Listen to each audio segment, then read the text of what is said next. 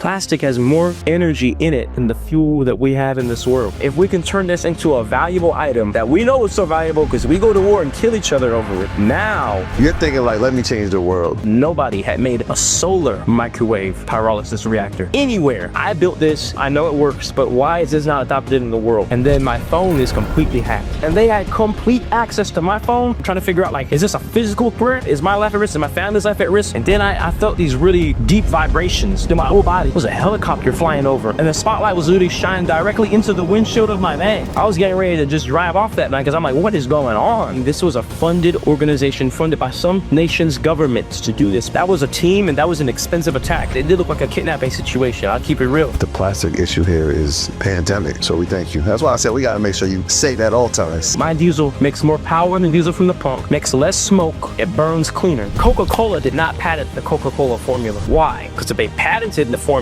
everybody would know it. The key is being first to market. You writing a book telling people how to do what you did, yeah, but you're not gonna put everything in it. You got the trade secrets. When I read that book, I want to tell people how to build a machine, and that means everything. All right, guys, welcome back. Yeah. EYL. This is the futuristic version. For sure. we're in 2030. Very fitting. For sure. So we got a very, very, very, very special guest, the good brother Julian Alexander Brown. We actually met at InvestFest last year. It was a surprise. I didn't know he was going to be there. We were signing books in the marketplace and turned around. That's one of the beauty of InvestFest. You never know who's going to be there. Turned around and he was there and we just chopped it up. And then I believe he came to the VIP night after that. It was around for the weekend. So if you're not familiar with Julian, he's the gentleman.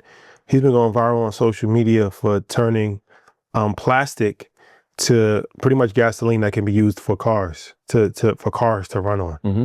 Which, you know, we talk about, especially now it's timely with everything that's been going on in the Middle East, Iran, the price of oil, the price of gas, and it's always been an issue, but it's becoming even more of an issue. People not being able to, you know, travel because the price of gas is so high, and so much discomfort that comes from that, and from an environmental standpoint as well.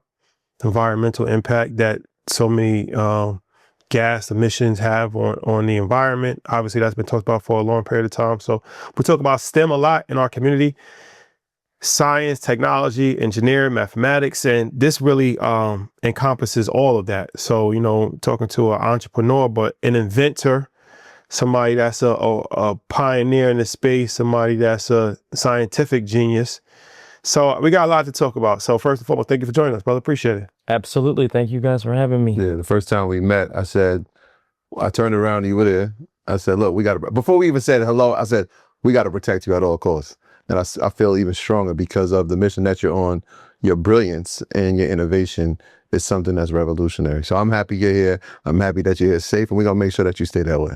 Hey, I appreciate it. Yeah, amen. Thank you. So where does it start? Can you walk us through the journey? I caught up with you on social media. I'm sure everybody else did a couple years ago. I think you're like over 1 million followers, right? When I was in InvestFest last year, I think I was at about 2 million. Right now, what are you? Collectively, I'm at 7. 7 million followers. So, but where does it start? Like, how do you actually get into science? How do you get into having this idea? Like, what's the journey from growing up to getting here? So I was born in Chattanooga, Tennessee, and then I moved down to Georgia when I was about 5 years old. And I've been in Georgia ever since, in the suburbs just outside of Atlanta. Now, my entire life, I always been a kinesthetic person. You know, I'd be building with Lego blocks, using my mind to take things apart. And I always kind of had a calling that I was going to do something deeper for the world. Like when I was 4 years old, I told my mom that I'm going to build something that's going to change the world. Right? And what? I just told her that. She never forgot those words. But for most of my life, up until 10th grade, I didn't really have anything particular that I was doing outside of typical hobbies, like I was in karate and stuff. But anyway, 10th grade, environmental science class, they played us a clip of the ocean and the plastic problem. And they talked about how they don't recycle plastic. The oceans are horrible, all this and all that. And in my head, I was thinking, well, I'm not contributing to the ocean plastic because since 5th grade, I had been encouraging my parents to pay for recycling. So I'm like, okay, that's only the people that aren't recycling. They're contributing to that. And then at the end of this documentary, they said, oh, by the way, less than 1% of plastic actually gets recycled. So even if you throw it in the recycle bin, it's still ended up in the ocean anyway. Oh, so explain that. I'm recycled. I recycle all the time too. You said less than 1% of the plastic that gets recycled ends up. So if you throw 100 water bottles in a recycle bin, you're lucky if one gets recycled. Where does the 99 go? Landfill or ocean. Why? Because the very issue is in how we do recycling currently. So current plastic recycling is called mechanical recycling. We're taking like one water bottle and turning it into another water bottle. The issue is it can't be contaminated. It can't be mixed with too many other type of plastics, and it only works on certain types of plastics. Because of course, nobody wants to consume a piece of plastic that is like dirty, right? It's not, it needs to be like new, almost virgin again. And so the issue in that lies in the fact that, let's take, for example, a typical water bottle. It has 3 different types of plastic on it. You have the water bottle body itself, that's polyethyl terephthalate. The wrap is polyethylene that gives the label, and then the cap is polypropylene. That's 3 different types of plastic. And when you're trying to mechanically recycle plastic, you can't just throw that whole water bottle into a machine. But somebody has to individually go in and separate each one of those individual plastics out and put those into their own respective areas. And then, of course, the bottle also has glue on it that, wraps the label on. Right. Now that glue is an issue because that's contaminating when they're trying to make a fresh new piece of plastic. So you could see it becomes a logistical nightmare really quick. And we're not even talking about things like chip bags, which have plastic on the outside, aluminum liner on the inside, and then grease from whatever, food was in there. Or like condiment containers, like that never truly get cleaned out. And so the truth is, they don't really recycle. And when they do actually recycle, here's what happens. You can only recycle like a water bottle or a Coke bottle so many times. It's about 6 or 7 times. And then the plastic becomes so brittle and weak. The only thing you can do with it at that point is like make a rug out of it. A cheap plastic rug. And that cheap plastic rug, well, eventually that's going to get thrown away. What happens to that? It can't be recycled anymore. It reaches the end of life. So the very issue is in how the system has been set up. It's not a circular system. It's not true recycling. It's almost more of a Band-Aid. The issue is this.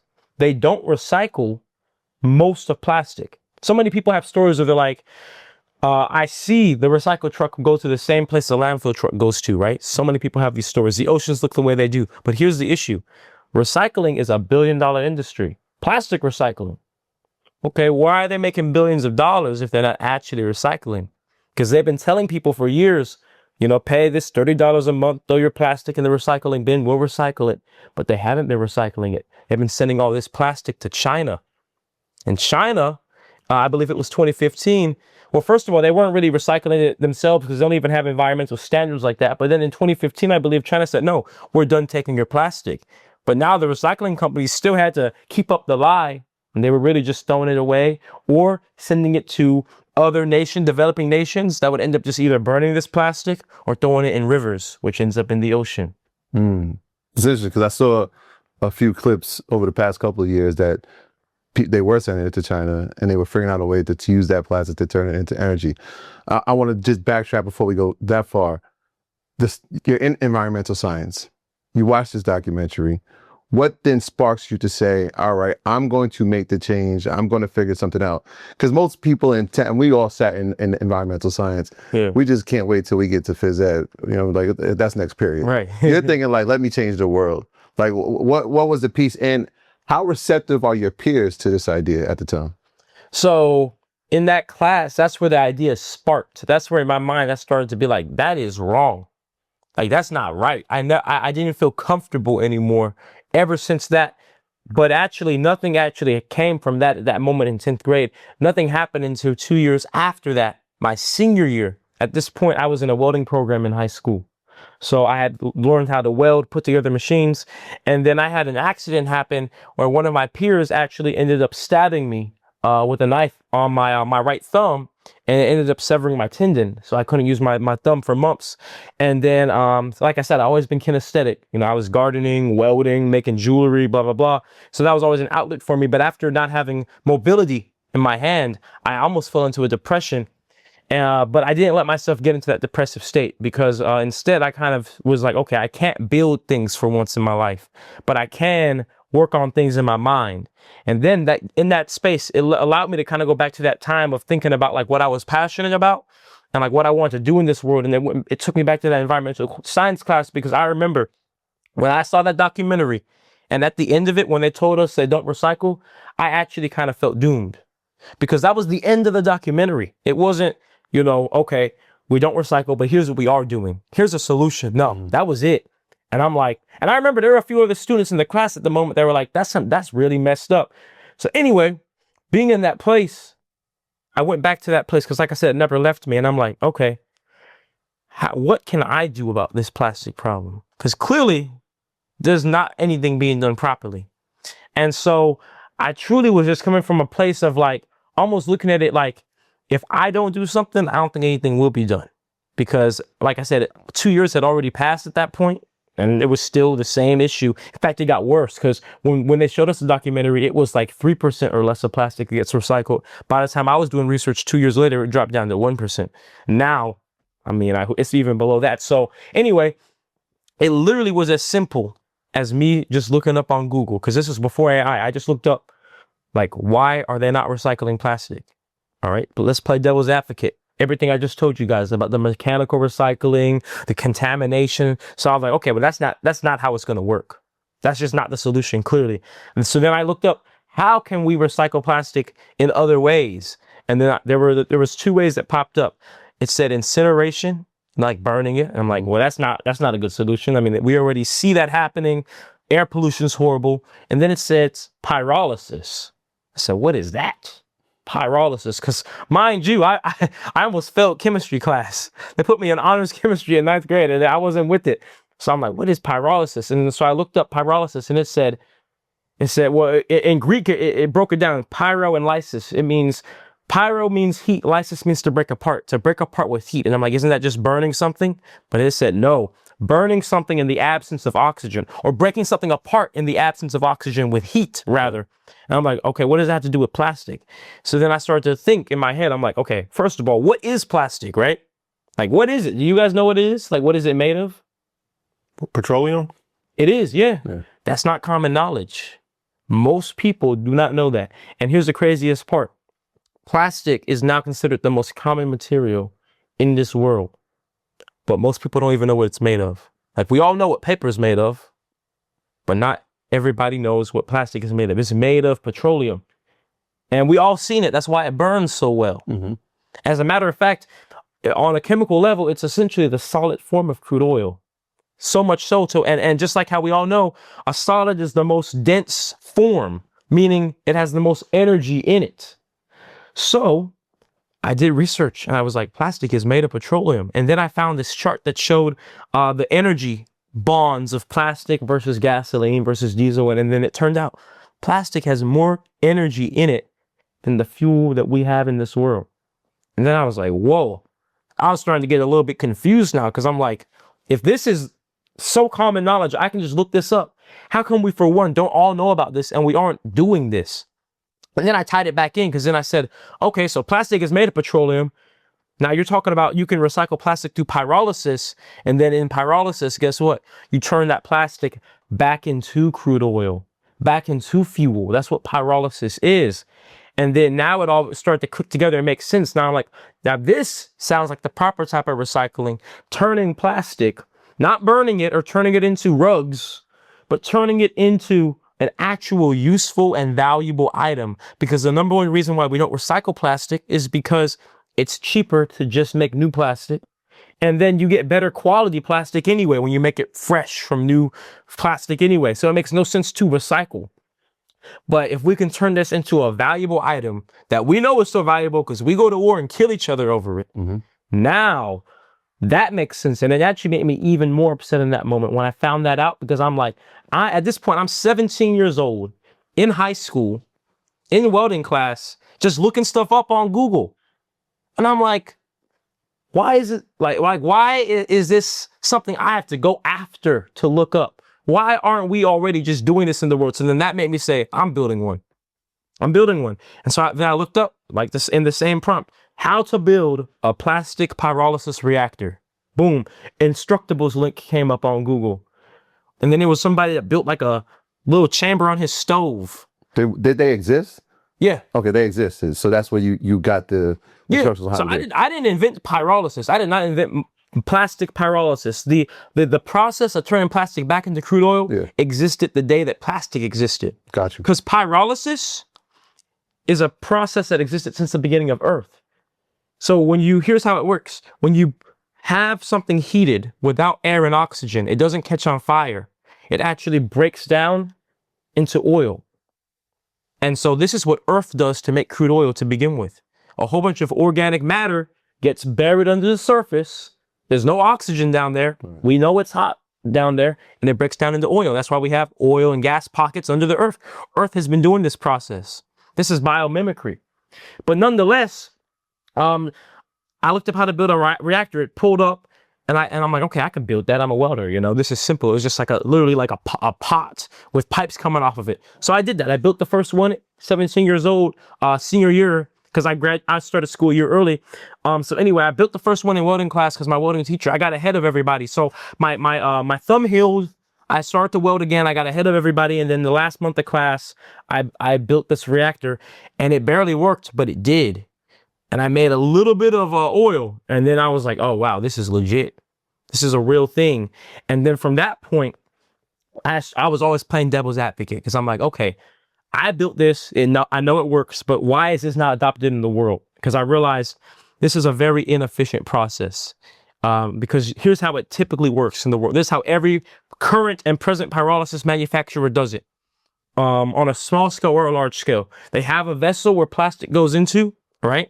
They close it off to where there's no air. You can't have oxygen or else it'll just catch on fire.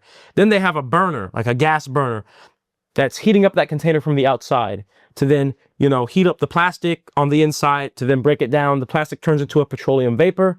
That vapor then goes through the pipes, and then the pipes cool down the vapor until it becomes a liquid again through condensation.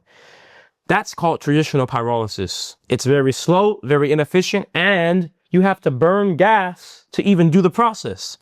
So I'm like, this is not going to work. And then this is where I started to innovate because I thought to myself, what are faster ways of heating up something? Faster ways of breaking down something with heat? Looking around my house, I saw the oven, saw like an air fryer. I'm like, air fryer is fast, but that won't work because you can't have air. Mm-hmm. I looked at the microwave and I'm like, now that's a fast way of heating things up. And this is all happening. This was my gap. I had a gap year after I graduated because I was telling my parents, like, this is what I want to work on. So I was 18 at this point.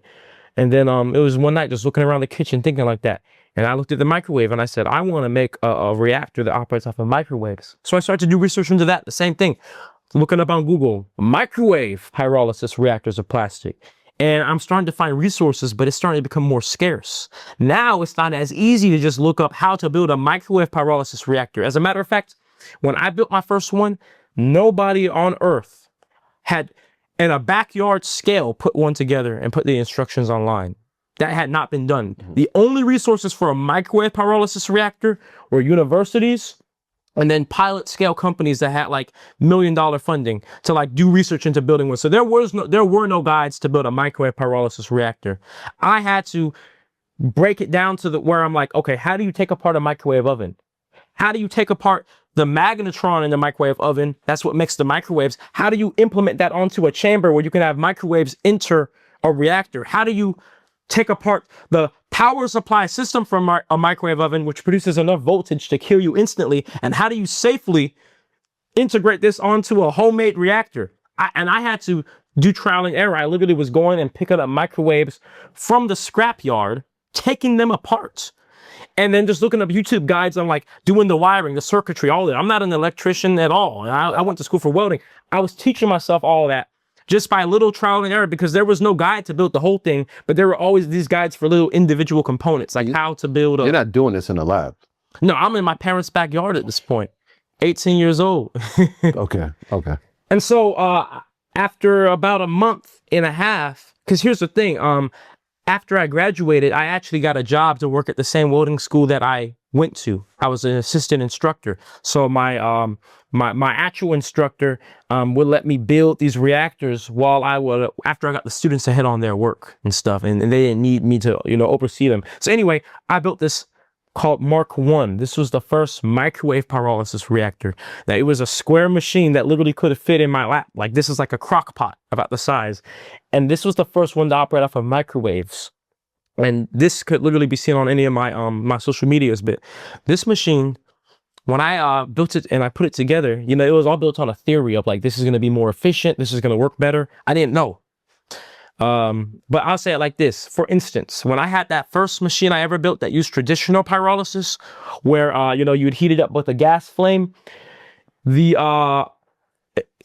would take about 2 hours before, from when you first turn on the gas flame to before you really start to see a lot of vapors forming for the plastic to break down into petroleum vapors, right? About 2 hours of heating up because it's a slow process. How long till it cools to turn to liquid? So as soon as you see vapors coming out, you can cool them to turn them into liquid. Okay. The first sign that you need is you need to see vapors. Right. Because without vapors, there's nothing to cool down. Exactly. So that's what you want to see first. Yes. The plastic breaking down into that petroleum vapor. Okay. I turned on my microwave pyrolysis reactor for the first time. Guess how long it took. I want both of you to guess about how long it took before I started to see vapors after it turned on. 30 minutes. Okay, 30 minutes. I'm going to go lower than that. I'll say 5 minutes. Vapors formed instantly. Mm-hmm. The second I turned it on, vapors were already coming out. And I'm like, oh, this is it. Because I myself saw 2 hours, an hour and a half to 2 hours was how long it took before to even see vapors. The microwaves work through what's called volumetric heating. That's heating from the inside out. That's why you throw like a hot pocket in the microwave. If it doesn't cook right, the inside will be hot as hell, burn you, but the outside is cold.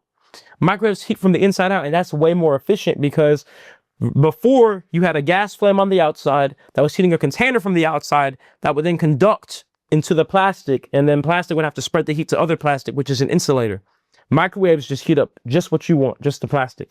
And so at that point, I knew this is how we have to do it, because there was another advantage that I didn't even really think about at that moment, and that is that microwaves operate off of electricity, which means this could operate off of any form of electricity, whether that's solar, wind, nuclear, it doesn't matter. We have no limitation now. So then at that point, there were a few issues with that rendition. So then I built another one, Mark II, which was like the same type of machine, but it was circular. Because I figured out in doing research, there's a reason why every pressure vessel and gas truck ever has a cylinder, not a square. Because it's just for pressure and sealing, it's easier. So I built the same machine, but circular this time, Mark II, which was once again small, like literally the size of a crock pot, could fit on your lap.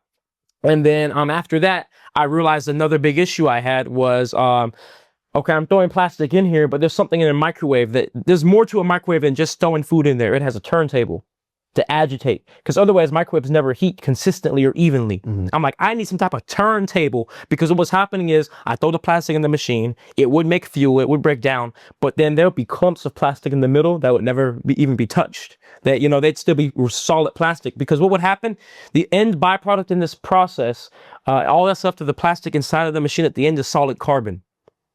Like, as in like carbon, like this could be turned to activated carbon. This is like, what I'm saying? This is elemental carbon and minerals. So we'd have carbon all around the plastic, but then a solid lump of plastic in the middle. I'm like, there needs to be some type of agitation to improve this process. Because I'm always playing devil's advocate, because I'm like, how can we get this to a point where it will be adopted into the world and change the world? And so, and it also will make the process way more efficient, right?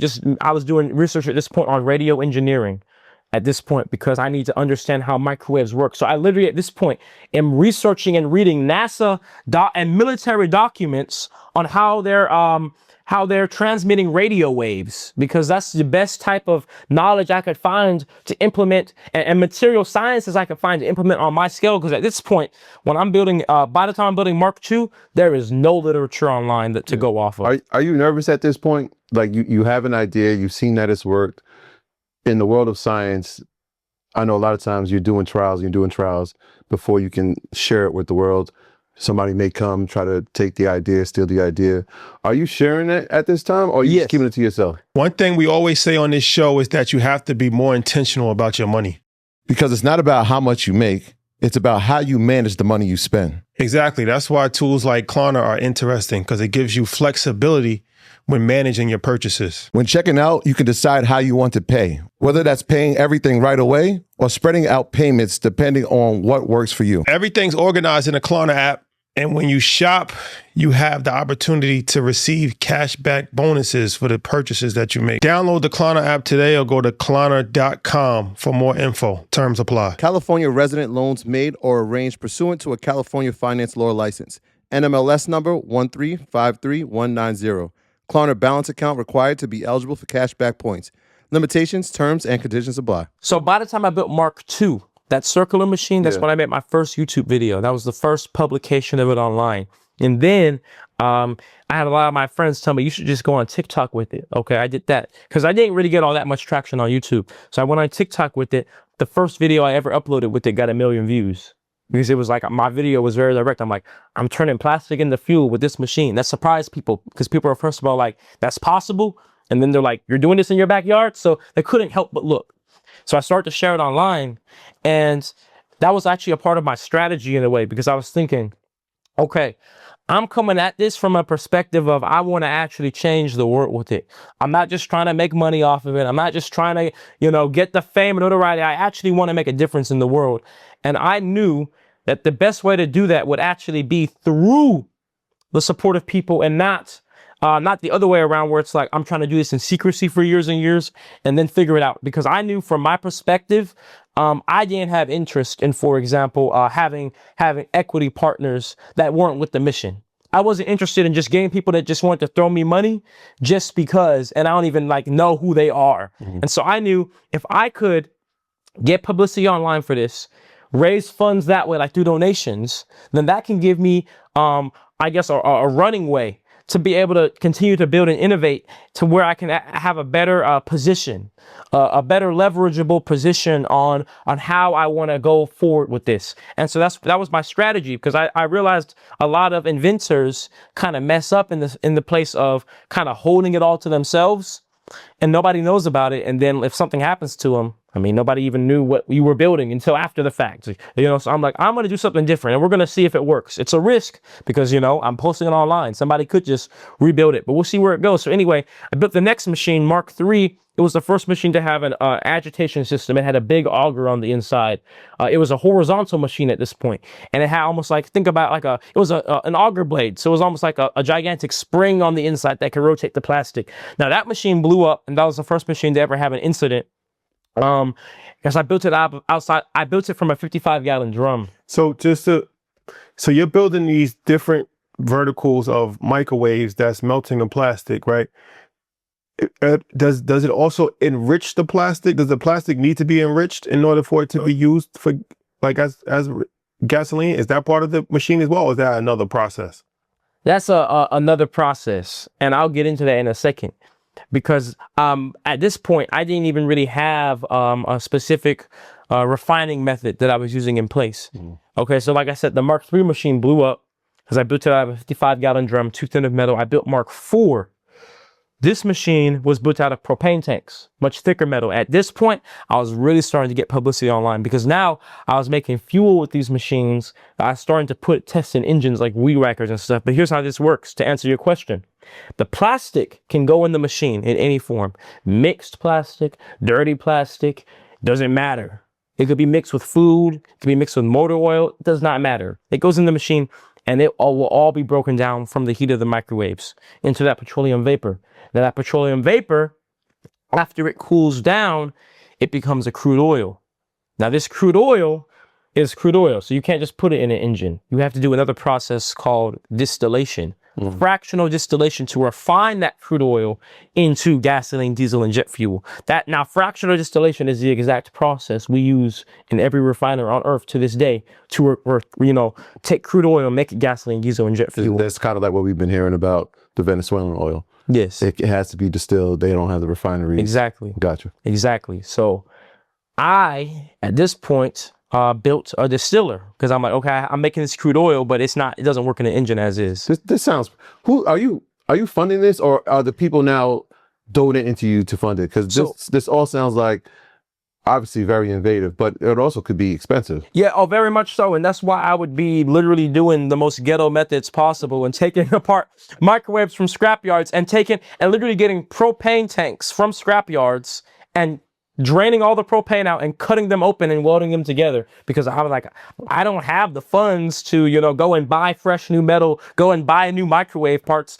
But people at this point were starting to donate, but it wasn't really flowing like that because I never asked for donations. I was coming from the perspective of, I'm going to go viral. I'm going to get ad revenue. And then that's going to fund me. And TikTok was paying here and there. It was nothing crazy. So I was still working at the school. And I started my own welding company. Called Jabez Metalwork, and I was going around here in Atlanta doing welding jobs for people. And so between all of those avenues, you know, a little bit of ad revenue here and there, welding company, working at the school as an assistant teacher, and then some donations, I was making enough money to just make it work. And then that Mark IV machine, I did make my first distiller. I built it and I made gasoline, put it into a weed whacker. That was the first engine to ever operate. It was awesome. But then that Mark IV machine caught on fire. And I was in my parents' backyard at this time because I put all my money into this, you know, not even getting an apartment or anything. And when that happened, they're like, we don't want you operating these anymore. And then I'm like, dang. And then that was the first time I ever, I think I had ever put my Cash App on anything when I had that fire. Because I'm like, guys, I just need some type of support because it almost caught their house on fire. Like, you know, I had to repair things. And then there was such a rush of support. Like more than I ever thought, because at that point I never felt comfortable even like asking for any type of donation. But I'm like, you know, you guys see I'm passionate. I already been through one of these machines exploding. This one caught on fire. And then at that point I'm like, oh, so people really will get behind this at this point. Because at this point on TikTok, I think I had 500,000 subscribers or followers. And then on Instagram I had like a few thousand. But anyway, then I realized, okay, we can do something with this. So I took a break, a hiatus for about half a year because I didn't know how I wanted to go about this because, you know, like I said, I didn't have any property and my parents told me you can't do this anymore. So then I kind of told them, I said, hey, 6 months later, I'm like, listen, guys, you see, I have all this support online. You see people will donate. Here's what I'm thinking. I'm going to build my next machine in the backyard. Okay. And people will, you know, will give donations and get excited for it. And then through those donations, we'll raise the money to buy the property we need to actually put this on. And I told them I'll build it, but I'll never turn it on. That was our deal. Now I knew in my head I was lying because I knew, you know, if I really want to get these donations, I'm going to have to build that machine and turn it on. Yeah. But anyway, then I built the next machine, Mark 4.5. Now, the reason why it's 4.5 and not Mark 5 is because I always promised everybody that Mark 5 would be the first professionally built machine that wasn't ghetto anymore. It wasn't microwave parts and propane tanks. Mark 4.5 was built out of 3 100-pound propane tanks that were cut and welded together, microwave parts from scrapyard microwaves, microwaves people donate to me, thrown on there. This is the biggest machine. This is the machine everybody knows me for now.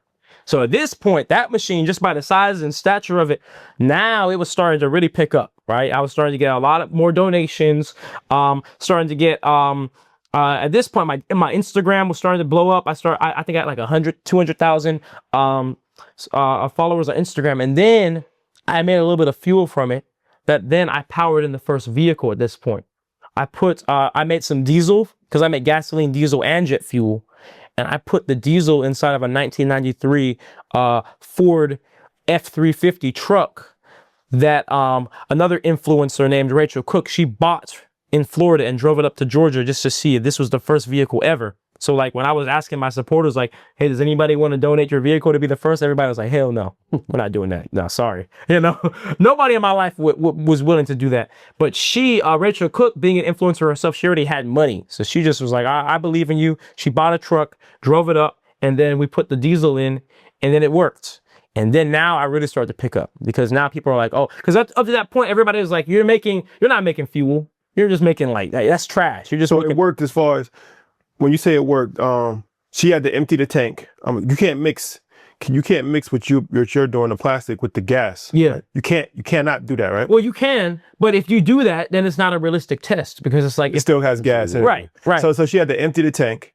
So here's what happened. We had such a small quantity of the diesel, we couldn't empty the tank. We had to basically go into the engine and essentially empty all the diesel from the engine and pour my diesel directly into the engine.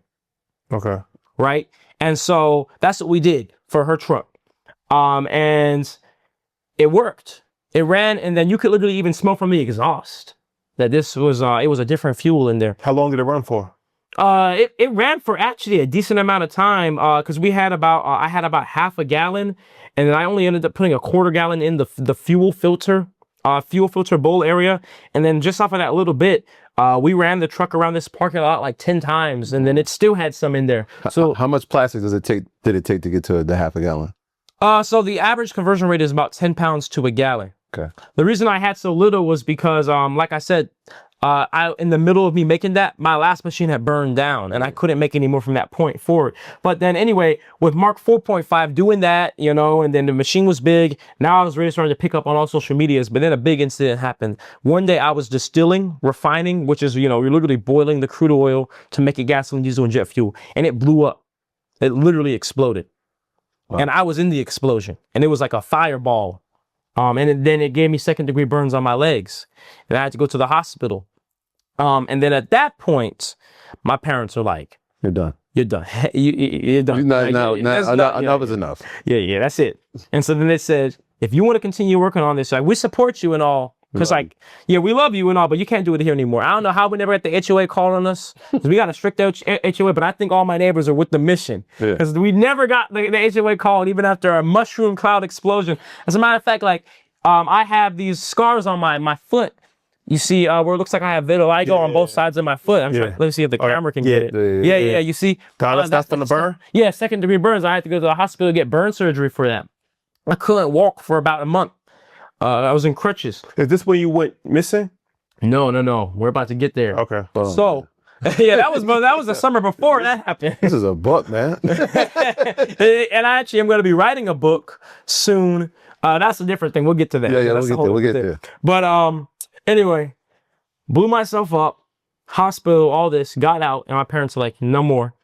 And they're like, "But here's the thing: we have this country property we have family property out in Alabama, around Selma, that you can go work on out there, because there's no HOA out there. It's, you know, country property. The catch is it's 4 hours away." But I'm like, well, I'm kind of too far into the mission now. Because like at this point, I'm still coming from the perspective of like, I've seen how much people will support me. And I'm like, I'm not about to dilute my company out of desperation for a place to do this. Because of course, people at this point were always offering like, "Hey, let me invest, but it was always predatory and type of thing. People are like, "Hey, you know, let me give you $50,000 for half of the company," type thing. Mm-hmm. You know, let me give you $100,000 for half of it. I'm like, no. You formed the company. Like, did you know that process of creating a company? And I had an LLC at this point. Okay, and then the other part is like, I'm just stuck on you blowing yourself up. Usually, chemical engineers have lab interns or lab like assistants. Do you have any of these things, or is it just you? No, it's just been me. Wow. Okay. Yeah. Keep going, man. So going on, I believe at this point I'm like 20 and almost 21. I moved this entire machine out to Alabama, 4 hours away. And this is the machine that everybody's known me for online. It's the big machine that's the size of about a school bus, you know, all together. And this machine is the machine that made the fuel that I put into like the Scat Pack in Atlanta, the super motorcycle. This is the same machine that made the fuel that I just put into the Rolls Royce this last weekend. But this machine out there, it was a 4-hour drive to and from. So for almost a year and a half of my life, I committed myself to driving 4 hours out there just to get started working, and then drive 4 hours back. So I didn't live out in Alabama. And this isn't a super isolated piece of country property that's so isolated that you might hear a plane go by every here and there. Like you might. Like this is isolated. There's only cows and hay fields and mosquitoes around. That's it. And then that's being in such an isolated place like that. That's why this was a really weird situation where and I believe it was May of last year, I had that machine out there. And then I started to implement solar panels into it, because I told you guys before, like a huge advantage of microwaves is you can operate off of any type of electricity.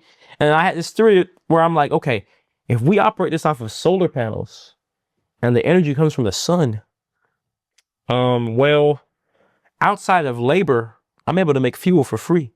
You know, I'm not charging myself for labor, so it's a zero cost to operate. Electricity was the only cost. So then I got I did a fundraiser. I raised about $30,000 to get the solar panels and all the things I needed. And then I put it all together. And at that point, Did you get the 30,000 quickly? yeah, I did. You know why? Because you know what I did? I did shows where I was operating different vehicles. So one of the biggest shows I did, I was in Chicago, and I ran 2 identical trucks. We ran one truck off a diesel from the pump and one truck off of my diesel. And we compared the smell, the exhaust, the smoke level.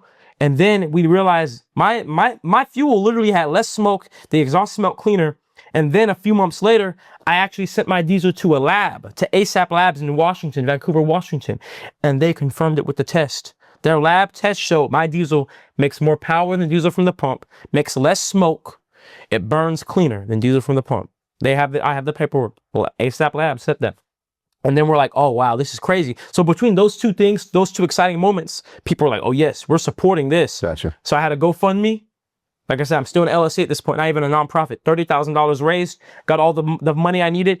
I also had a guy in Chicago donate solar panels. So while I was up there doing my show, I also grabbed like a whole bunch of solar panels from him. But anyway, at that point, I put the solar panels on the machine. Now this is where I became an inventor, because at that point in the world, there was not a single, like I said, there were some microwave pyrolysis reactors, a few here and there. There were a ton of traditional pyrolysis reactors, but nobody had made a solar microwave pyrolysis reactor anywhere. No university, no $1 million funded startup. This was the first. And so I built it. But then the same month when I implemented those solar panels, something weird happened out on this super isolated piece of property where, like I said, you're lucky if you even hear a plane go by. I was out there one night. It was about 10 o'clock at night. Long day of work, because I'd be sleeping inside of my minivan some nights, legit. And then I felt these really deep vibrations through my whole body, shaking my whole car. I'm like, what is that? It was a helicopter flying over. And then I'm like, what? That's weird. I've been out here for a year working on this thing. There's never been a helicopter. Like there's rotor, literally propeller airplanes that fly here and there, you know, grain airplanes for farmers, but never a helicopter. So I'm like, that's weird. I got out of my car, looked, and there was this blacked out helicopter flying at the tree line, super low. And I'm like, okay, it had a spotlight on it too. I'm like, okay, I guess it's just flying by, whatever. Okay, boom, flew over. Then it circled back around me again. Like, okay, that's weird, but I'm not gonna freak out. Then it did it again. I'm like, oh, hell no. I got my phone out. I have it all. We got the video. I recorded that helicopter because it circled me 6 times. And the spotlight was literally shined directly into the windshield of my van. I was getting ready to just drive off that night because I'm like, what is going on? And then it flew off. But like I said, at that point, I got it on camera. I was posting stories about it on Instagram because at this point, I think I had like 1 million followers on Instagram, 2 million on TikTok, 500,000 on YouTube or whatever, or 500,000. And I'm posting about this, and everybody's like, "Yo, man, that's some agency or something." And I'm like, I don't know who that was. It was they. Yeah, and I'm like, I guess they think I'm just making like whiskey out here or something, doing something illegal, whatever. That, I'm playing, trying to be as optimistic as possible. But then the month after that, now we're in June of 2025. Now the month after that, all of a sudden, one day I wake up, and then my phone is completely hacked. Like I had an iPhone at this time, and it was completely hacked. Like it hacked to the degree where somebody was able to tap into the mic of the phone, tap into the camera of the phone, had access to every picture, anything I did on the phone. How you know that? Because I would literally be talking to like my family members about what was going on, and they get text of what I was saying. I'm like, what in the world is going on? This is like something from a movie. And then I know they had access to my entire phone. You know why? Because I had a picture of my phone on my phone of my driver's license that I use like for applications, whatever. And that picture of my driver's license that was only on my phone got uploaded to my Instagram account. And then I'm like, what? And then I looked at my Instagram, and then I'm like, okay, somebody hacked in, obviously. But then I looked in the logins. There were no logins. It said, you posted that to your Instagram account. I said, no, I didn't. And I'm like, oh, I kind of get it now. There's some type of malware or bug on my phone to where somebody literally is essentially in my phone. And I realized that on Apple phones, there's this thing called advanced data protection that by default is turned off. And if you have that thing turned off, it allows somebody to essentially, from a computer, access your phone. And this is a thing for especially iPhones, because Apple can do it. If you ever been on the phone with Apple support, they can literally control your phone remotely. This is true. So some hackers breached that system, and they had complete access to my phone. And then anybody around me, like my family that had iPhones, they were getting breached too. AirTags were going off out of nowhere. It was crazy stuff. And then they were continuing to post my driver's license, my family information, personal information all over my social medias. And I'm like, I don't know what's going on. And I made a video online. I said, guys, there is weird stuff going on. I have no idea who this is, what's doing this, but I got to figure this out. So keep your eyes open. If you see weird things, know that I'm under attack. I made that video. That was it. I stopped posting for over almost 2 months because I'm trying to fight all this, figure out what's going on. I'm trying to figure out, like, is this a physical threat? Like, is my life at risk? Is my family's life at risk? They know where I'm at. They know my address. They know all this stuff. They're posting stuff online about me on my social media. And then at that point, that's when everybody said he went missing. No, that was okay. Yep. And I never told people I was missing or kidnapped or anything. I told people just keep your eyes open because weird stuff is going on. But then when you combine that, me making that video with them posting my driver's license, it did look like a kidnapping situation. I'll keep it real. It really did. We thought you got kidnapped. Yeah, it really did look like that, because then I'm talking to Meta, because I'm like, Meta, somebody is logging into my account, because Meta's telling me at this point, they're like, if you post your license again, we're banning your account permanently. That's against our policies. I'm like, Meta, that's not me. And Meta said, okay, we're going to lock your Instagram account. You can't log in and nobody can. And they said, we're going to do an investigation while it's locked down. So at this point, for over a month of them doing their investigation, I literally couldn't update people because they locked my account. And then at that point, I'm like, I'm not touching any of my social medias because I'm not letting whoever this is have any plays on me. Right? Like there was so many weird things, but I'll tell you guys how weird it got. It got to the point where I had my iPhone. I turned it on airplane mode because I'm like, this iPhone is tapped to all hell. Turned it on airplane mode. Turned it all the way off. Threw it inside of a Faraday bag. Then put that inside of a metal ammo container, okay? Came back the next day. Turned it on. Airplane mode was off. I'm like, what? How is that even physically possible?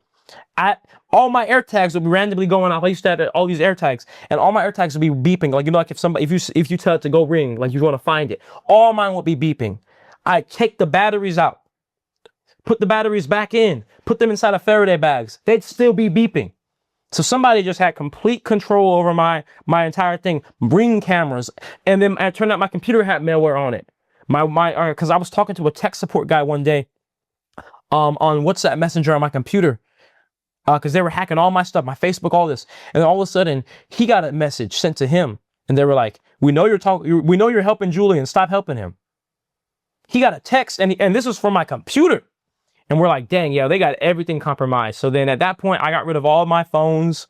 I had to wipe all my computers. And then all this was happening. And then at the same time, everybody online was talking about he's missing, he's kidnapped. You know, everybody was saying all these things. And then I finally got everything situated about a month later. And I came back and made the video where I'm like, it was hackers, guys. They got into my stuff. And then on top of that, like I forgot to mention, on top of all this, just a month before the hack, I had that helicopter flyover. So people put all that together and they're like, oh, they got this guy. He's done. It's crazy. A week after that video, you had InvestFest. Yeah, exactly. Because look, because InvestFest was in August. Yeah. So then I showed up to InvestFest, and then like he's here. Yeah, and then everybody was like surprised to see me because everybody was like he was missing. So then it was crazy because when I was there, I was just going because I'm like, I just want to see what's up. Like, I didn't go as like, I don't know, security or anything. I just showed up as myself, nothing. And everywhere I went, I was swarmed. Like, I couldn't walk anywhere. Even when there were some moments, you know, that where the stage is, it's like dark in there, you know, and I'm dark skinned. So I'm like, I got an advantage. I can do a little sneak effect. Stealth. Let me go step in the corner of this dark room and I can finally just be, no. People would find me, and then before I knew it, I'd be swarmed. Everybody would be wanting to interview me and then take pictures with me, and I'm like, oh my goodness, this is crazy. And then I ran into you guys, and then at that point, that's why I'm like, yes, please let me in the VIP room because it's been a rough day out here. Like, oh my goodness, anywhere I go, I tell you, in the bathroom, it didn't matter. But that did show that what that showed me though was that my theory of doing this approach of sharing it online works, because even though that wasn't a situation where I know I wasn't kidnapped, but I was under attack, people were not silent. The news didn't want to pick up on it, but people made it the news.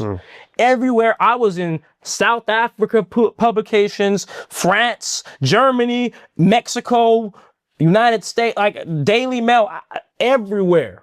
There were blog posts, world stuff. Everybody was posting about it because the people did not let it be silent.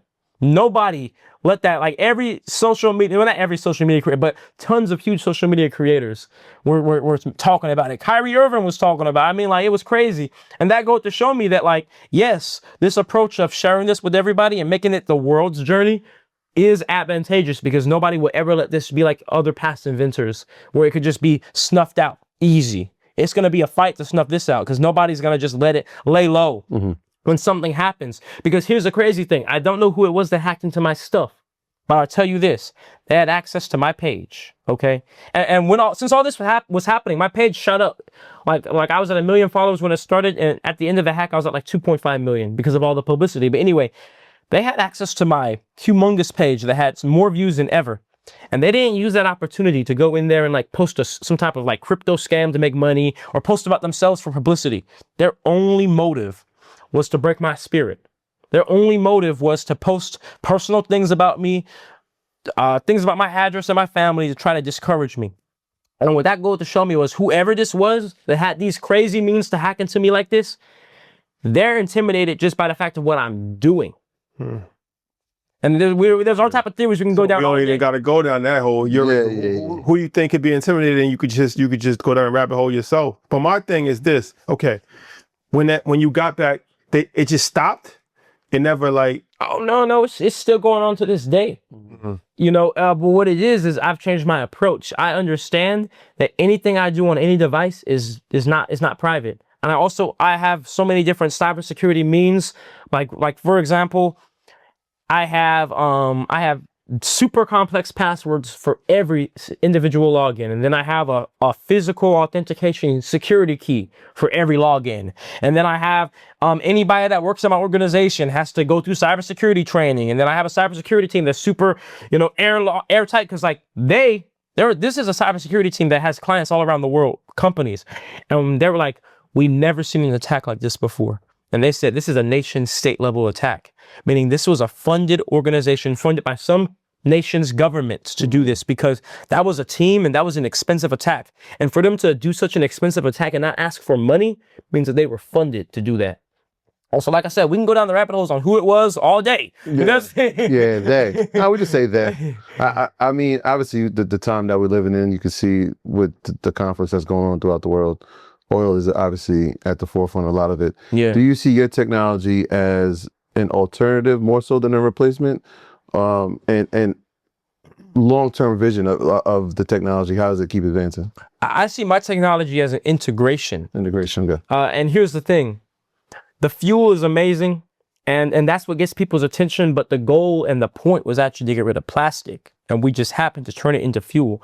As a society and as a species, if we don't get rid of our plastic, we're not going to be a species soon, because microplastics are already like 0.5% of our brain is already made of microplastic. Because we consume so much of it? Because it's in the landfills and in the oceans, and it breaks down into these small particles in those areas. It gets into the food, it gets into the water, it gets into the air, we consume it. We have to get rid of it.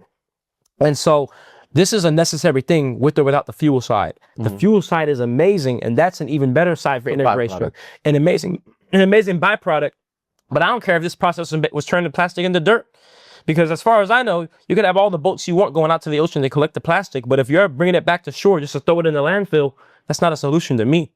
Because I know when plastic is in the landfill, it still is breaking down into microplastics that then get into the landfill, leachate rainwater that ends up in our water supply. It's still breaking down under photodegradation into methane and ethylene, which are 25 times and 40 times worse than CO2, which is, if people want to talk about global warming of making fuel, that's way worse global warming from that than any CO2 that comes from burning plastiline, right? So the fuel is amazing, but to integrate this into the world, I see it as we need to get it to the point where it's valuable to recycle plastic. We need to get to the point where like you used to get paid for bringing in like, you know, metal cans. You could get paid to bring in plastic because now we're making it into such a valuable product. I'm not here to replace anybody. I'm not here to replace any plastic manufacturers. I'm not here to replace any fuel people.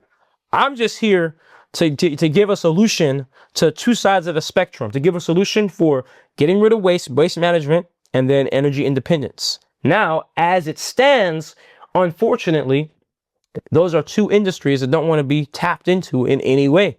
Waste management and recycling, like I said, they operate very shady because they're making billions telling a lie. Why would anybody ever pay for their recycling again when they know it's not actually being recycled, when they know that I actually am recycling, right? I don't want to step on their toes. I want to integrate. And I always look for ways to integrate where it's like, okay, maybe waste management, you have your recycling program. How about you just give the plastic to me, right? I'm not here trying to replace you because frankly, that's not how you live for long. You're not going to come along and replace industries that have been around for centuries. That's just not happening. Same thing with the fuel industry. I'm like, okay, my perspective is everybody's like, why don't you make your own gas station? I'm like, because I don't want to die. I'm like, how about we do this, guys? Easy answer. How about we do this, guys? How about I go to gas stations and say, hey, how about you guys can add my stuff as a fuel additive? How about I get the proof to show that my fuel actually burns better and cleaner and is better for engines than fuel from the pump? And now you can go, you know, some pumps have those little things where you can like add the detergent for extra, like, I don't know, a few cents a gallon. Now you could add plastoline for a few cents a gallon. And this is proven to like give you better fuel economy or whatever. Integration is the key. Collaboration is the key, but also I set myself up just strategically to where it really doesn't matter because I very intentionally do not have my technology patented. Why? Because the patent industry is actually very corrupt. I learned this because I at one point was patent pending. And then one day I went to a Rotary Club meeting and I spoke with the inventor of the wireless key fob for cars. And he told me, GM stole my stuff. He said, and I said, well, you have a patent, didn't you? And he's like, yo, I have like 70 patents. And I've been to every country on earth almost. I'm like, so how'd they steal your stuff with the patent? He's like, because a patent doesn't mean anything to big players. All a patent is a means for you to go to court and say, hey, they infringed on my patent. But when you're in court, that's a whole different story. Now you're in court. And now you have to prove to the judge that they've infringed on your patent. Now you need to fight their lawyers. Okay, you're an inventor, you came up with something, and you're fighting this big industry that has billions of dollars, and they can just go to court over and over and over again and take you and fight you and fight you and fight you until you have no money left. So even though you know they stole your thing, you can't prove it anymore because all they have to do is keep rebutting it in court over and over again. And they have the funds to do that. You don't. Because you're not GM, you're not whoever, you know? And so he told me, he's like, the truth is, if you want something to be yours, because when you patent something, it becomes public knowledge. It gets published on the patent directory. I know that because I literally looked up patents for pyrolysis reactors to get inspiration to build mine. So that means anybody on earth can look up your patent and see how it was built, how it was made, and then make a copy, make a few changes, and then say it was theirs. And then you can go and fight them, but that takes time, that takes money. And then at some point, you can't do it anymore. You're trying to invent. You're not trying to be you know what I'm saying? Like you're an inventor, not a lawyer. Not trying to fight people in court for the rest of your life. So he told me that and he's like, the key is really trade secrets. Think about it. He's like, Coca-Cola did not patent the Coca-Cola formula. Why? Because if they patented the formula, they would know it. Everybody would know it. Even though nobody can copy it, everybody would know it, and you best believe they'd copy it. Because guess what? In China, there's no patent law. It just goes to, that's why they have Chinese knockoffs of everything. They have no patent enforcement in China and so many other countries. So then he's like, and guess what you had to do? You had to go and get a patent in every country on earth. You know how much that cost? So much money. And then you had to renew it. Yeah, and so you paid all this money that could have gone into your actual invention to get the patent, which means nothing because they'll just go and take it and copy it. Then you have to spend money fighting them in court. And then I heard the story from inventor after inventor after inventor, and they always said to me, trade secrets are the key. What's trade secrets? You just don't tell anybody. Trade secrets are things that you have that nobody knows. And I have a few trade secrets on my machine that nobody knows. That you can look at my machine on a video camera and not know these certain particular material sciences. The inner workings of it. Exactly. But I have another play. So there's this thing called public domain. Once you have something published online for over a year, nobody can patent it. All my machines are public domain. Nobody can patent any of my machines because they've all been visible in the public for over a year. And that's because you're putting them on social media. Exactly. So that saves things, because now there's no way a company can come and just shelf it, patent what I made, copy it and shelf it and hide it. But then here's another approach I'm doing. I'm like, I do have trade secrets that I have, yes. The truth is, you will always have copycats. That's is what it is. That's just how the world works. That's just how the market works. The key is being first to market. Right now, I'm constructing my next machine, Mark V, which will be the world's first solar mobile microwave pyrolysis reactor. It's literally going to be on a trailer. And I'll literally be able to drive to like anywhere, pull up, process plastic on site, go to the next stop. Here's the thing. That machine, that's going to be the one that's going to go to market eventually, because I'll be able to sell these mobile trailer machines directly to governments, to companies, to farmers, whoever. To individuals? Possibly. I don't know what the regulations look like on that, but possibly. Either way, being first to market and having trade secrets is the key. And so here's what I'm actually going to do. Since I got to this point and I understand how to make a mobile machine like this after all my 5 years of trial and error, I actually am going to be writing a book with the blueprints in it on how, and I'll just be public. Okay. On how to do it. Not how to do it. Just because. Yeah. So here's the game. Yeah. One of the things we talk about, especially, What do you mean by that? What do you mean by that? You writing a book telling people how to do what you did? Yeah. But you're not going to put everything in it. You got the trade secrets. I'm gonna, when I write that book, I'm gonna tell people how to build a machine, and that means everything. The trade secrets included? That means everything. I'm gonna tell them how to build the machine. but you've already got the public domain. So Well, nobody can patent it, but you know, of course, it's a gamble, because it's like, okay, I put this out, and nothing stops the company from taking all my research and work and implementing it on their own thing and doing it. But you know what I realized? I realized if I put this out, and a company or individuals or people in the world go and take my work and, you know, steal it and go and make copies and then go out and get it in the world, I realized at some point, I'm like, that's actually what I want, because that's actually solving the problem. Like, what I want is to get rid of plastic. yeah, There's no way one company on earth can do It's it. open source. Open source. It's bigger than you making money. You really want to just solve a problem in the world. Yeah. this is the Now, of selfless course. act. Yeah, this is a selfless. Now, of course, we had, you know, I'm going to make it make sense for me. And that's why I'm putting it in my book. Because but at the same time, so one person can buy the book and just upload them online and anybody could see it. So, I mean, like, at the end of the day, of course, everybody wants to make money, but I'm like, there's a different means for me than that. So it sounds like it's a win-win, right? The book, if you can monetize that, you can make some money, obviously. But if people steal the idea, then it solves the issue that you were coming to solve. Begin with, yeah.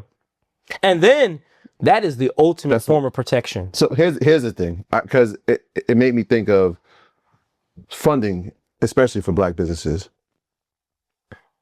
the lack thereof, right? Imagine in a world, and I don't know, do you wrestle with that?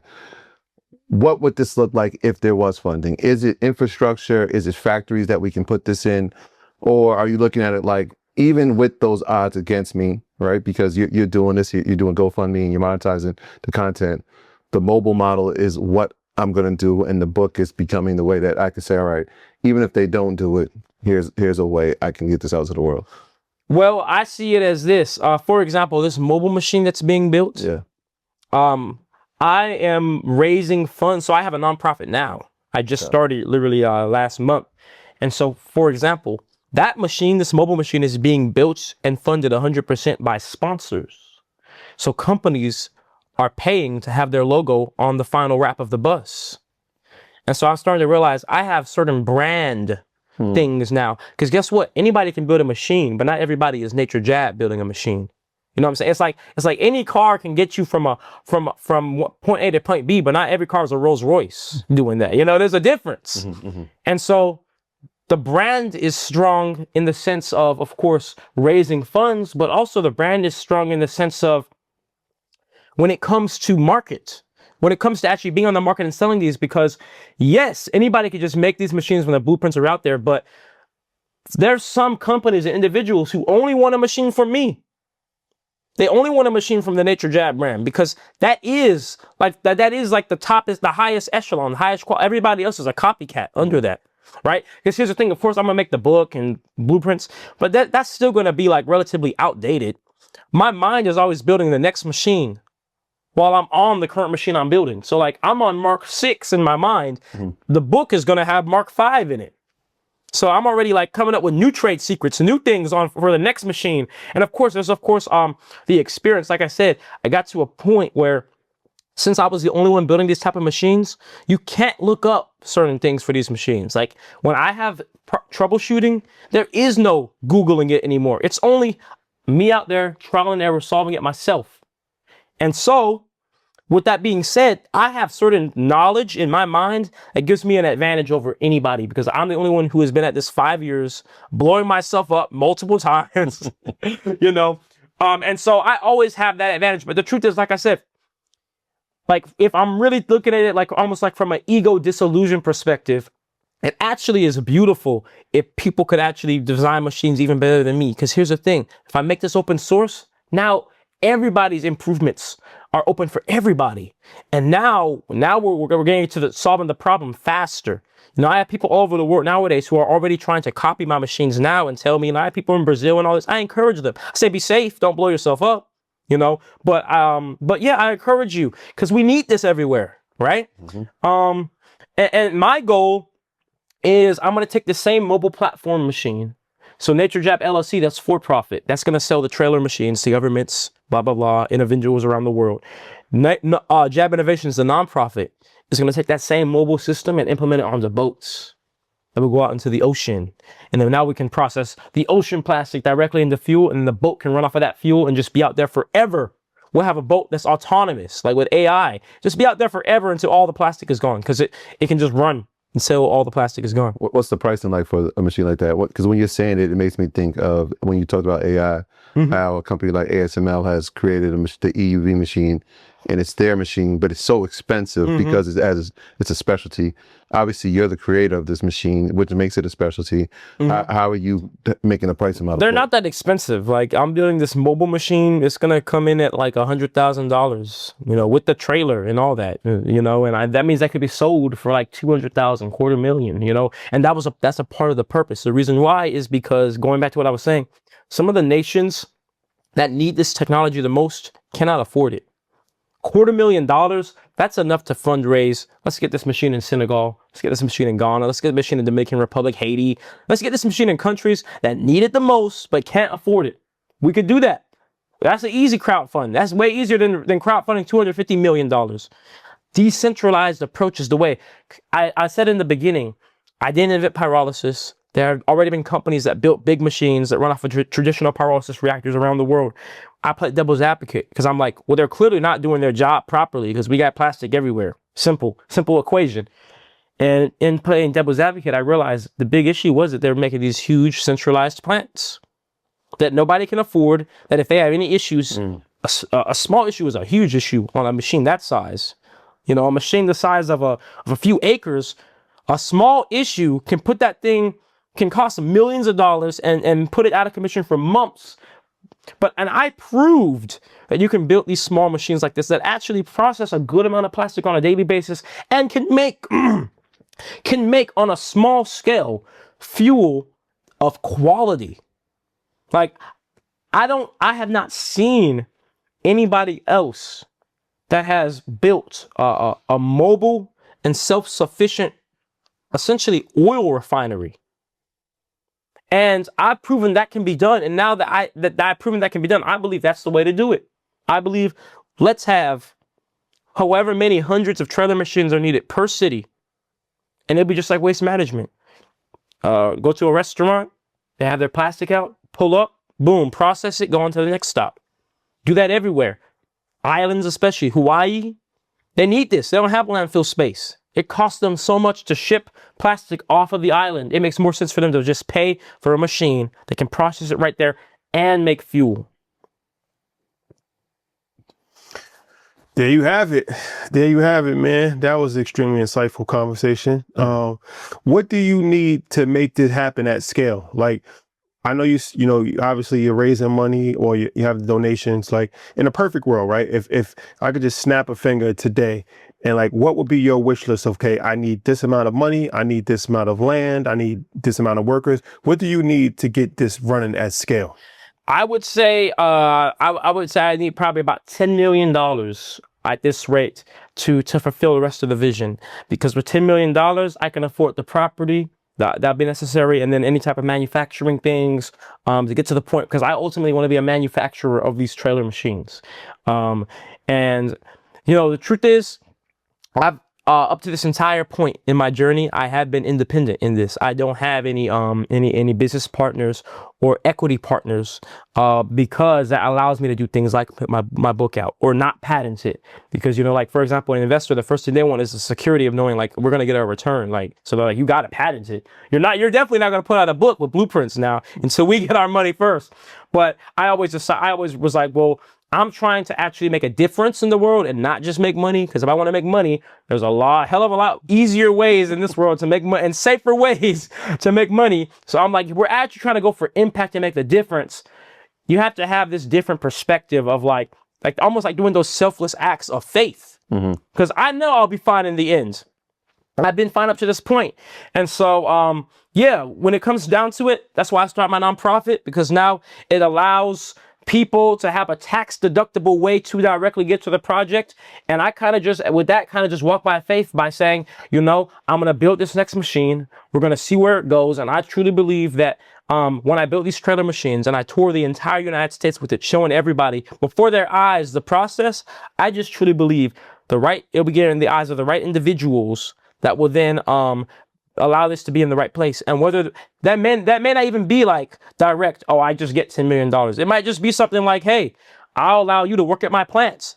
I'll allow you to be at my warehouse for free. You can manufacture them here. You know, who knows what's going to come from it. But I just believe that since my intentions are from the perspective of I'm just trying to change the world, I'm going to get in front of the right people. And I've already seen that because, for example, the machine that's being built right now, the Mark V machine on their mobile trailer, is literally being community built by volunteers from all around the United States. These are highly skilled individuals, people that frankly should not be just volunteering their time and even on their own expense to come out there and work on it. But they are, because they see the vision and they see what this is meaning. And I truly believe, especially like with the boats, like I believe the boat would be very easy to raise sponsorships for example, because companies would love to have their logo on this barge that's going out to the ocean. And so I just believe that, yeah, it's going to all work out, and it'll all happen just as it always has over these 5 years, because I've walked by faith in many different ways doing this, you know, just like, for example, I chose not to go to college to focus on this, and, you know, I'm still here. And so I believe that, especially at this point, making this mobile and being able to show it to people, this is really opening up the next chapter of this entire process. And things are going to become very exponential, because it's just been this year, 2026 now, when I've really started to actually work with people. Up to this point, it's always just been me. I've never had volunteers or interns or even organizational people helping me. Now I'm starting to actually find the right team of people, because I've laid down the roots and foundation to show people what this is for and what the mission is for, and that the goal is not just to get rich off of it. And now I'm attracting those type of people around me that get that and are working conjunctively in that same vein. And now I really believe within the next 5 years at most, this is going to be in a place where it's implemented in the world, because I can just tell the exponentiality is there now. There's one question, real quick. You have the pathway forward. You're still on social media, but like, what do you think about any level of criticism? Because there's always going to be critics, right? For sure. So some people are like, well, they already have, like you said, they've spent millions of dollars on this already. It hasn't worked at scale. Why should we think that it's going to work at scale this time? Or some people are like, it'll never happen because, like you said, the waste management, the oil companies, is just not going to work. Or people will say, there's a variety of different things. For sure. Like, for the critics, because it's not, you have a lot of supporters, but everybody has some level of critics too, right? Yeah. Do you even think about those people, or?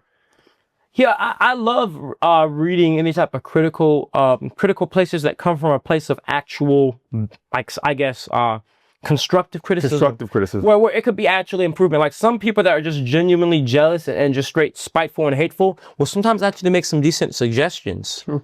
It's true. Because hey, No, it's true. Look, keep it real. Sure. They're the reason I started to get the solar panels, because they were always complaining about, well, what's the point of doing this if you're burning energy to run the microwaves? And I'm like, that's a good point. Like, you know, you don't see the vision, because I'm like, we're getting rid of plastic, but that's true. Let me just use solar panels. Thank you. You know, the critics were the ones who inspired me to go take my thing to the lab to get it tested. The critics who inspired me to start doing the fuel tests where I'm putting this in engines, because they'd always be saying, well, I'll never run in the engine. It'll blow up an engine first try. And I'm like, no, it won't. But I'm like, here's what I always say. My actions and intentions speak louder than my words. So I'm not even gonna, I could sit there all day and go back and forth, or I could just show you. You say it's gonna blow up an engine? Okay, I'll just go throw it in a Rolls Royce, in a Scat Pack. An engine worth more than me. We'll see what happens. You say it burns dirty or it's horrible emissions. Okay, I'll just go take it to the lab. We'll see what happens. Maybe you're right, maybe you're wrong. If you're right and it is horrible, we'll fix it. We'll figure out what we need to do to fix it. If you're wrong, then boom. If you say, this is stupid because it's already been done before, I'm like, okay, I'm just going to build one that's never been done before. A solar continuous reactor on a trailer. I mean, you can look it up. If you go look that up on any AI, you will not find anybody doing it because it has not been done. So like they could say it's been done before, but it literally hasn't. So that's all I do. I just lead by action, because I believe something that we do a lot, especially a lot of people in the Black community, is oftentimes we can just talk and not actually do anything. And so I kind of do the opposite. Instead of talking, I just do it. I wonder. Yes, amen to that. Amen to that. Yeah, I was wondering, because you have the clean skincare line, is it the same process? Because a lot of petroleum obviously can be turned into a lot of things. Is it the same process that you're using for the clean?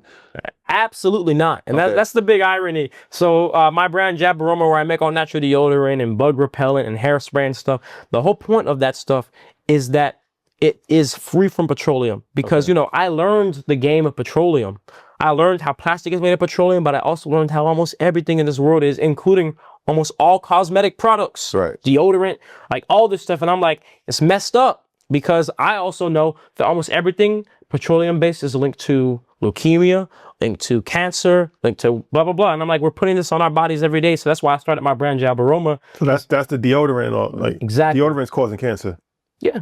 I mean, anything that No, is I've heard that before. That's what I'm saying. petroleum-based- Yeah, Microplastics. Yeah, anything that's petroleum based, right, that you're allowing to be absorbed into your skin, is always been linked to some type of tumors and cancers, and that's just always been the case. It always has. It's carcinogenic. Yeah. That's just, we know that. This is fact. So the fact that it's legal is what's surprising to me, and the fact that there's no good natural alternatives.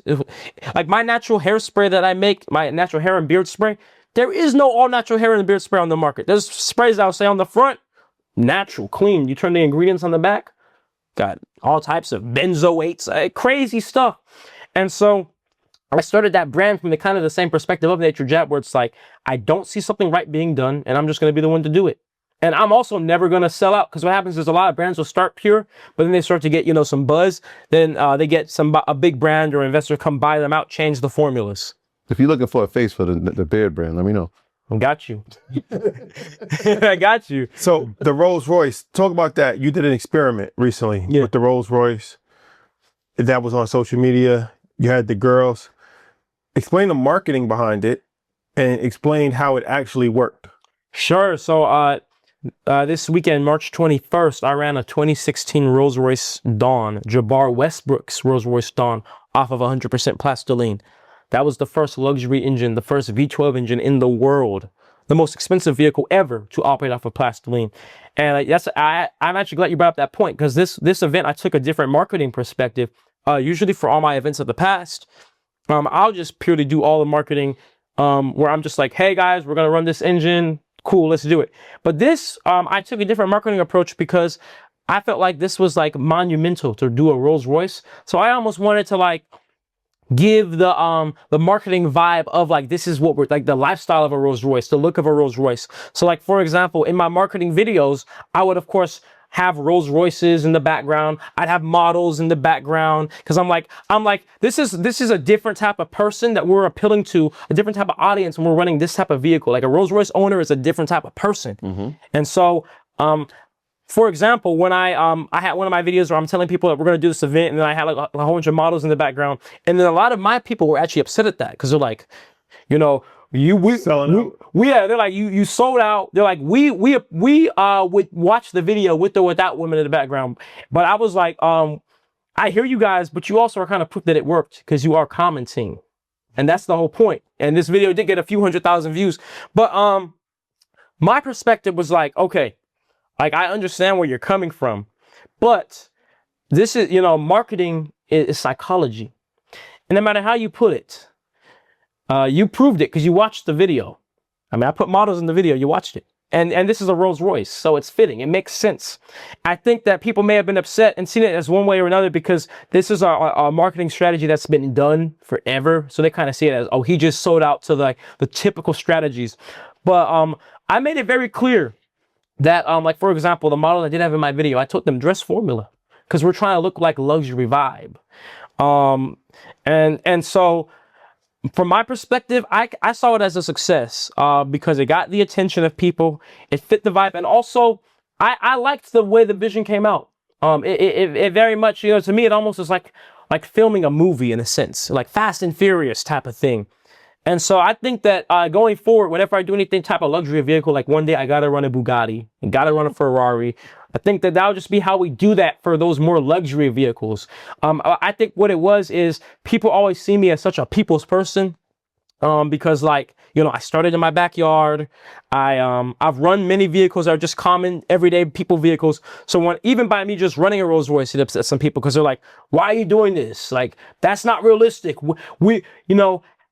Doing that doesn't prove anything because the average person would never be able to run a Rolls Royce. But I'm like, guys, I've proven that it'll run in your vehicle and it'll run in a Rolls Royce, So, like I learned that from that perspective, I learned that, people can always have something to say. And even like my own people can be fickle in that way. Because at some point when I was in the middle of the marketing, it actually really upset me.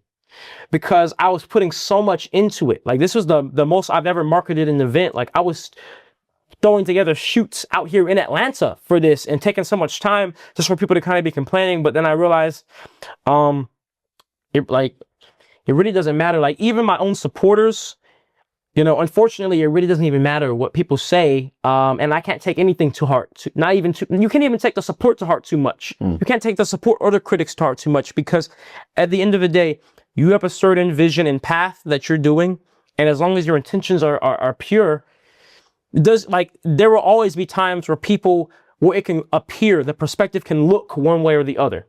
And the intentions are all that matters. And I knew my intentions from the beginning was I'm trying to get this out there. I'm trying to raise funds to build this next machine. And I'm trying to prove this works in a V12 engine, a Rolls Royce engine. And, whether you appreciate how that was displayed or not, if my vision is I want to market it this way to demonstrate this luxury vibe, then I just have to stand on that, because people will always have some type of complaint and some people always enjoy too, Checking it off your list. I got a question. I think talking to you here today, I think I have the answer, but I wonder, it's two-part. Has there been a company that has offered you a sum to say we want to acquire you or merge with you, right? We see that happen in tech all the time. Yeah. Right. We just saw, Meta and Manus, right? We saw NVIDIA with Grok, right? Somebody's doing something that we need to add to our business. Let's acquire it. Has that happened? And if so, would you ever? Yeah, it's happened. It happens all the time. And it's actually happened on both sides where it will be something more polite, like a business would just say, hey, like a pyrolysis company. I've had like one of the biggest pyrolysis companies in the world try to buy me out and bring me on. And sometimes it'll be like that simple, but then sometimes it'll be like, for example, back in December, I was getting notices in the mail over and over again. This company was saying, hey, you infringed on our patent. We're going to sue you. You have three choices. Either one, come work for us. Two, they said, stop doing your work. Or three, What was the third option? It was some nonsense. But either way, I knew it was a bluff because I'm like, okay, you said I infringed on your patent, but you didn't even attach the patent number in the letter. So I was like, this is whatever. They sent like 3 letters, certified mail, but back to back. I kept ignoring it. And then at one point, the last letter they sent, they were like, okay, since you've been ignoring our request, we took off the option for you to come work for us. Like, I knew that was what y'all wanted the whole time. So like, I get those type of things. Like you know, some people in industries are intimidated. You know, this same company that sent me those letters, they were emailing me before, it's emailing me the same thing. And then I get these phone calls all the time where people were being like I said, like people will legit say things to me like, hey, I want to get half of your company for 100,000. Or hey, you know, they look for any type of situation where they can come in and creep in where they're like, especially when I'm building and I'm raising funds, they're like, hey, you want that built? Okay, we'll get that built for you. Just give me half of your company, whatever. And I've always said no, because just the perspective of somebody approaching me like that already proved they're not the type of person I want to work with, right? Because you're already approaching from the perspective of purely like, how can I make as much profit from this as possible? And I already know, like, if that's your perspective, that's not going to work, because yes, of course, this will make money. It will be profitable, but that's the money and the profit from this is the byproduct. I've been investing 5 years into this. I've invested, I don't even know how much money into this. I haven't made $1 of revenue from Nature Jab. And I'm not even upset at that, because that was never the goal. The goal was, we're going to solve the plastic problem. And with that, I just know and have faith that the money will just come. I mean, we all know it. That's why so many people email me about investing, because it's obvious. If you're literally making 110 octane gasoline from plastic, diesel from plastic that burns cleaner, you're solving 2 problems at once, you're going to make the money. So it's like, if people would just have some faith, then we'd all be okay. $1 trillion opportunity. Yeah. I mean, the recycling is $1 billion industry in itself. Got them all together. Fuels, $1 trillion, throw it all together. I mean, come on. And then we're not even talking about credits, because see, that's another thing of faith, because some people want to talk about this or that. And I'm like, guys, listen, there's going to come a time in this day where there is a such thing as a plastic credits. Like how we had carbon credits, when the World Health Organization, the UN, finally catches up to how bad plastic is, you will get paid to truly destroy plastic. I know it. And when that happens, these machines will be the next gold rush. It will be the next gold mine, because companies that don't even care about the environment will get a machine just to be able to get their plastic credits. It will happen. It has to happen, because I know it will happen, because microplastics are literally a pandemic. That's a hidden pandemic nobody's even talking about. And it's been that way. 0.5% of our brains are made of plastic on average. That's only 2026. Yeah. That's crazy. Well, my brother, I appreciate it, man. Definitely glad that we got this conversation. This was something that was very, like I said, very enlightening. Thank you. Continue to work. Please do. How can people donate? How can they support? Like, what's the website, social, all that stuff? So now I have jabinnovations.org that just started. That's my nonprofit website. You can also get there through naturejab.com/donate to get directly to that link, because there are a lot of scammers that imitate me and have fake websites and profiles. So you have to go directly from my stuff. And that's the most direct way that somebody can donate. But also from a business perspective, I understand businesses are always about like, how can we advantage from this? And that's why I have my sponsorship opportunities with like the bus, where this is an amazing marketing opportunity for any type of business, where you can get your logo on the side of my bus that will tour the entire United States and get billions of views online, hundreds of millions of impressions on the road and in person. And then of course, you're aligning your business with a mission that's doing something good for the world. So that can be done through, you go to naturejab.com/Mark5. There's a sponsorship form that could be filled out. And we actually, this is April is the last month we're accepting sponsors, because we're actually going to be wrapping the bus in May with all the logos finalized. So those are the 2 direct ways that you can support. One is, of course, a more charitable donation, and the other is a more business investment opportunity. And so there you go. And of course, outside of that, anybody else that wants to volunteer to actually physically build the machine, we're building it in Woodstock, Georgia. You go to naturejab.com/Mark5, and we have the volunteer form that you can fill out as well. And yeah, you was at, we could break this news right here too. We haven't announced it yet, but you was at InvestFest last year, and now it's a full circle. You'll be speaking at InvestFest this year. Yes. So that's going to be, that's going to be packed. That's going to be crazy when you talk. So thank you for doing that. But just another way to raise awareness and get more people involved, and hopefully more people, you know, can be on the same mission as you, because like you said, it is a problem. I've seen it firsthand. I went to Bali. I seen beaches littered with plastic bottles and you know, plastic, and that's something that's not, like you said, it's not talked about enough, but it is definitely a major problem from an environmental standpoint. So the fact that, you know, you're bringing awareness to this, I think is very commendable. So appreciate that. And I appreciate the fact that you talked about the continent. Obviously, we traveled there a lot, and we said that we were in a few countries. We were like, the plastic issue here is, like you said, it's a pandemic, and we see it. Having affordability to try to solve it is brilliant. So we thank you. That's why I said we got to make sure you say that all the time, and we're going to make sure we do that. So thank you for joining us, man. Absolutely. Yes, sir. Hi, my brother. All right. All right, y'all. Thank you for rocking with us. See you guys at InvestFest. Yes, sir.